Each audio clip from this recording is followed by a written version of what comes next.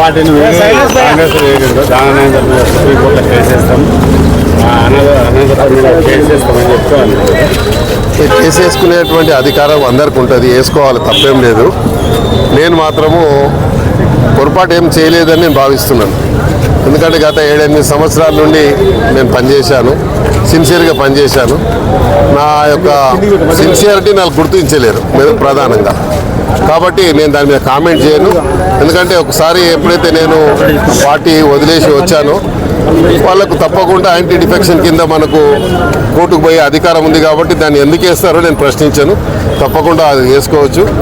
నేను సరైన సమయంలో నేను కూడా కోర్టులో రిప్లై ఇస్తాను. అంటే ఇప్పుడు లోకల్గా గెలిచిన ఎమ్మెల్యే ఎన్నికల్లో గెలిచిన ఓటర్లను మోసం చేసి ఇతర పార్టీల పైన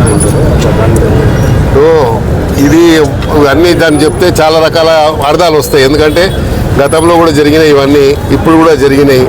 కాబట్టి గతంలో మనం చేసిందేమో అది ఇది మంచి పని, లేకుంటే ఇప్పుడు చేసింది అపవిత్రమైంది అని చెప్పడానికి ఎవరికి అధికారం ఉండదు. కాబట్టి దాని విషయంలో నేను అంత కామెంట్ కూడా చేయదలుచుకోలేదు. వాళ్ళు ఎంతైనా గొప్పలు ఎన్నైనా మాట్లాడవచ్చు, కానీ నేను మాత్రం కార్యకర్తగానే ఎదుక్కుంటూ వచ్చాను.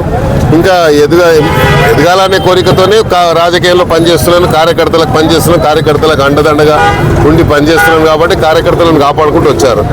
కాబట్టి నేను నా కార్యకర్తలకు ఏం చేస్తున్నానని నా కార్యకర్తలకు తెలుసు, కాబట్టి నేను దాని విషయంలో చెప్పను. మీరు చేసింది ఇక అది చూసుకోవాలి. ఎందుకంటే వాళ్ళతో 1000 కోట్లు సంపాదించుకున్న వాళ్ళేమో వాళ్ళ గురించి మాట్లాడతలేరు. ఎందుకంటే వాళ్ళ దాంట్లో వాళ్ళ పర్సెంటేజ్ ఉంటుంది, కాబట్టి వాళ్ళ దాంట్లో వాళ్ళకి షేర్ ఉంటుంది. కాబట్టి మేము ₹1 పైరవి చేయలేదు, ₹1 కమిషన్ తినలేదు, ఒక పని చేయలేదు. మేము కార్యకర్తనే పనిచేస్తే కార్యకర్తగానే ఉన్నాం. కాబట్టి మేము ఇక ఆమె గురించి నేను మాట్లాడాను. తప్పు ఒక ఆడపరుషు గురించి నేను మాట్లాడాను, తప్పు అవుతుంది కాపాడుకోవాలంటే మీరు కాంగ్రెస్ అప్పుడు వాళ్ళు ఏం కాపాడిరు నన్ను, పోనీ నా ఆస్తులు వాళ్ళు కాపాడి వాళ్ళ దగ్గర లెక్క ఉంటే ఇవ్వని చెప్పండి.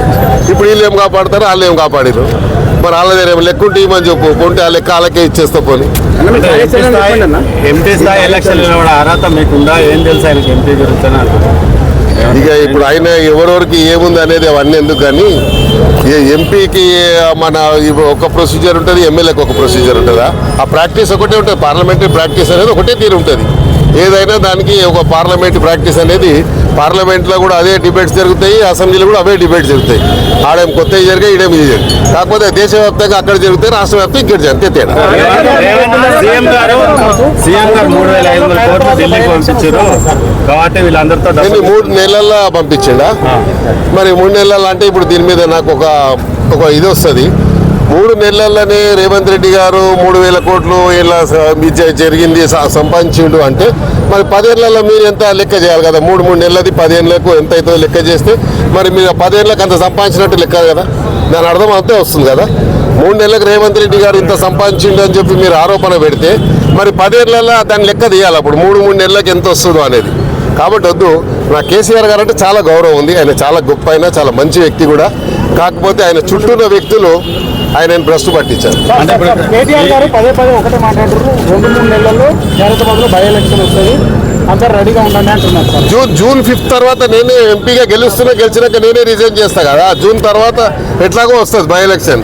జూన్లో 4th నాడు రిజల్ట్ వస్తుంది, 5th నాడు ఛార్జ్ తీసుకుంటా, 6th కో 10th కో నేను రిజైన్ చేస్తా. పార్లమెంట్ గెలుస్తున్నా జూన్లో, అప్పుడు ఎట్లా బై ఎలక్షన్ వస్తుంది. మళ్ళీ బై ఎలక్షన్లో కూడా ఇక్కడ మా క్యాండిడేటే గెలుస్తాడు. ఎలక్షన్ ఎవరి మధ్యలో పోటీ ఉండబోతుంది ఈ ఎంపీ ఎలక్షన్? నాకు తెలిసి నాతో ఎవరికి పోటీ లేదు. తప్పకుండా నేను గెలుస్తాను.